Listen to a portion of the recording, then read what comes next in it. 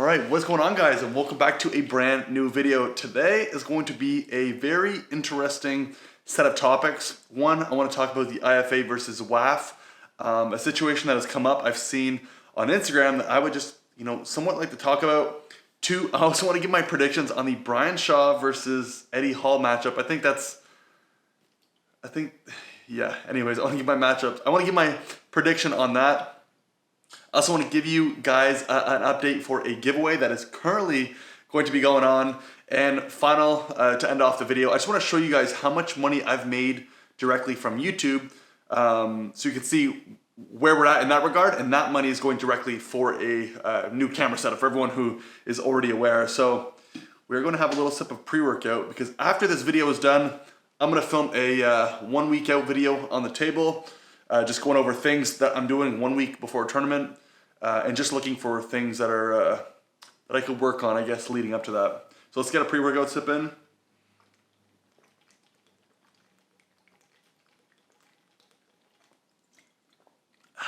That's not bad, not bad.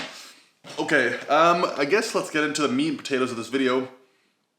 Brian Shaw versus Eddie Hall. Well, when I first heard this matchup being presented, the first thing I said is I called it, and I did. I made a video roughly a couple months ago about potential matchups for Brian Shaw himself, and some of the matchups were Eddie Hall, Hafthor Bjornsson. How do you say it? Bjornsson? Yeah, Hafthor. The Game of Thrones guy. I said someone possibly like even a Bradley Martin or just some type of big name that could present. Schoolboy was one as well. Schoolboy was one. So I'm like, we need someone that's going to help bring eyes to the sport. And Brian's obviously a perfect example of that. But it's like, it's either going to be Eddie Hall, someone like Schoolboy, Bradley Martin, Game of Thrones guy, World's Strongest Man. Yeah, that was kind of the video I made at the time. And well, look at it now. The match is actually happening. So how do I see this match actually going? Well, to get right to the point, I see Brian Shaw dominating, and I do not think it's going to be I don't think it's going to be close at all. When you look at these two guys, they're obviously good friends with they have a long history of healthy competition. But what you see Brian Shaw doing currently as someone who's currently training for his first match, he's been training with Derek Smith, Devin Larratt. I think that's obviously a given. And I'm seeing a lot of videos surfacing now that he's just training with a bunch of athletes, like arm wrestling athletes, of course. And everybody seems to be saying the same thing, that this guy is legitimately a freak. He's increasing his arm wrestling strength rapidly. He is just a genetic specimen. And you just have to think, like, if this guy's legitimately serious, he's going to run over a lot of people, including people who have been competing for a very long time. I'm pretty confident. I'm pretty sure that the match is a best of 5, from my understanding, and this is going to be at King of the Table towards the end of the year. Man, I'm excited to see this. I mean, I think just getting someone like a Brian Shaw on an arm wrestling platform is going to be something extremely spectacular, but then I'll also see someone like Eddie Hall, which everyone knows who Eddie Hall and Brian Shaw are. There's not really much to go over in terms of the matchup, but I just think Brian's going to do phenomenal. And I really do think he's going to dominate, I think Brian's going to dominate Eddie.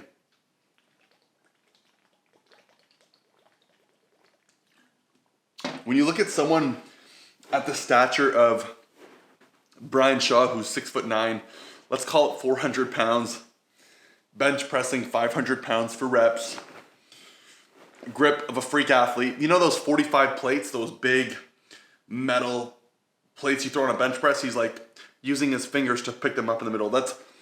My grip is very, very strong, and there's this much of a chance that I'll probably do it in my lifetime. Like this guy's a legit freak.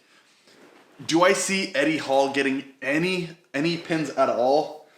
No, I really don't. And that was like, in my head, I'm like, I don't even think I need to make a video on this because I only see it going one way. But it is very interesting to see. I mean, you got to give Eddie credit for taking the match. I just don't believe that this is the best matchup to get Brian into the sport. I think someone like Schoolboy could have been a lot better. And just because it's Schoolboy, I mean, the strength difference is obviously different, the experience, but then you're also dealing with someone like Brian Shaw, who's, there's not much more to explain about him. So I guess my whole prediction for the Brian Shaw would be 5-0. 5-0, and I think Brian's just going to do whatever he wants. Now, Eddie has been training, and Eddie's also recently gotten injured, so we'll see how much that takes a toll, if there'll be a replacement. Eddie is saying the match is still on, so we will see. Eddie doesn't want to lose. Brian definitely doesn't want to lose. I mean, when you're a world-class athlete at this magnitude, you're dealing with two high-level competitors who just don't want to lose. That's just factual. So it'll be very interesting to see. I don't see Eddie Hall getting a win at all. I just see legitimately pure domination from Brian. And then I'm just going to be interested to see what does he say in the post media about the event, how it's set up, the experience with training with high-level arm wrestlers, and possibly a new opponent, because I think it's clear he's going to beat Eddie Hall. If Eddie Hall wins, I think, things are going to be a little different. But it'll be interesting to see what Brian says afterwards, because, you know, Brian's been on a world stage for most of his life. I mean, he's world's strongest man 8 times. I could be wrong on that, but world's strongest man. He's done the Arnold. He's went across the world. Obviously, he's traveled a ton for this. For world's strongest man. He's been to a lot of different events. So it'll be very curious to see what his reaction's going to be post arm wrestling matchup. And I think that's going to be the biggest takeaway for me. Like, I'm excited to see the matchup, but I'm honestly more excited to see how he deals with it post matchup, where he talks about how it was organized and how everything came together and how the training was and how much he's progressed and what his future is in the sport.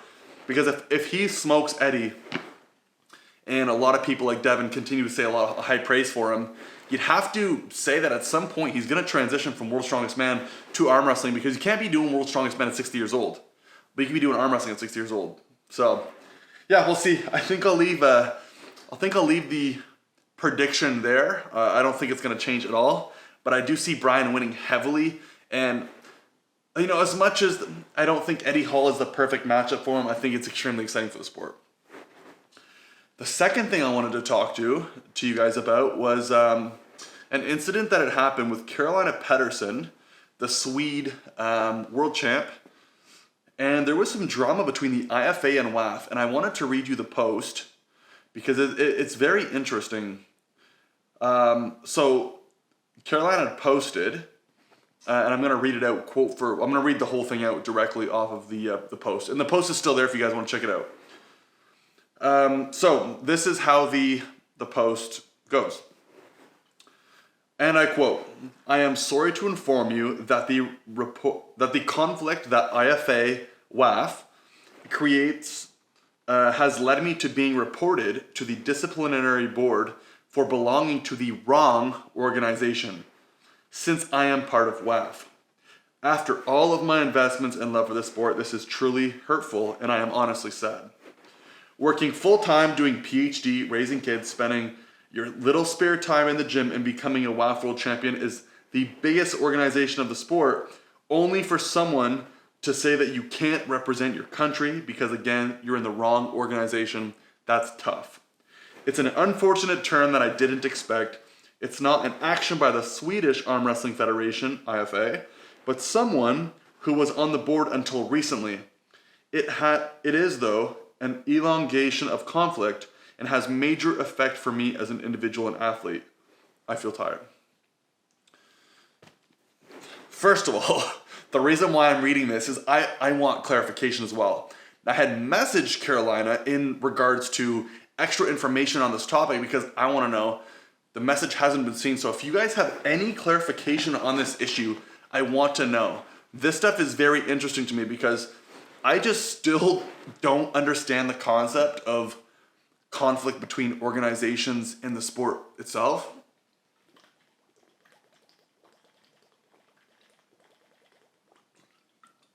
And, you know, I feel like that's just the problem in this sport right now, is there's so many organizations, WAF, IFA,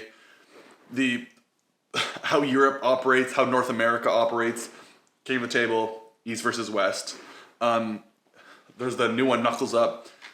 And it's just, the way I view it currently, and I know maybe this maybe isn't the best way to go about it, but East versus West it's where it should be. I think what Engen's doing is absolutely amazing. But this whole thing of drama between different organizations is honestly just mind-boggling. I want to understand this more, because the fact that I've made a video on this in the past and I was losing my mind. So if you guys have any details on this situation, please let me know. I am just genuinely curious. I'm sure there's a lot that has gone on that had led to this decision, but I just have a lot of trouble understanding why this whole organizational thing is just a mess. You should belong to possibly one league. That's it, which is the best league in the world. And then you can't compete against certain athletes or in certain tournaments because you're part of one. Like, are they paying you, I don't know, let's say a full year salary? Are they paying you a full year salary? Excuse me, they're signing you a contract and then you belong to them? Or is it just because you've signed up on the internet and you compete in their tournaments that you are not allowed to compete anywhere else? Like, just tell me why. That's the biggest thing I want to know. And if you guys want to hate on me for not understanding this, please do. But I just want clarification, because when I see stuff like this online, I'm like, man, the arm wrestling community, it's large, but it's also very small. And to have this much drama in the sport,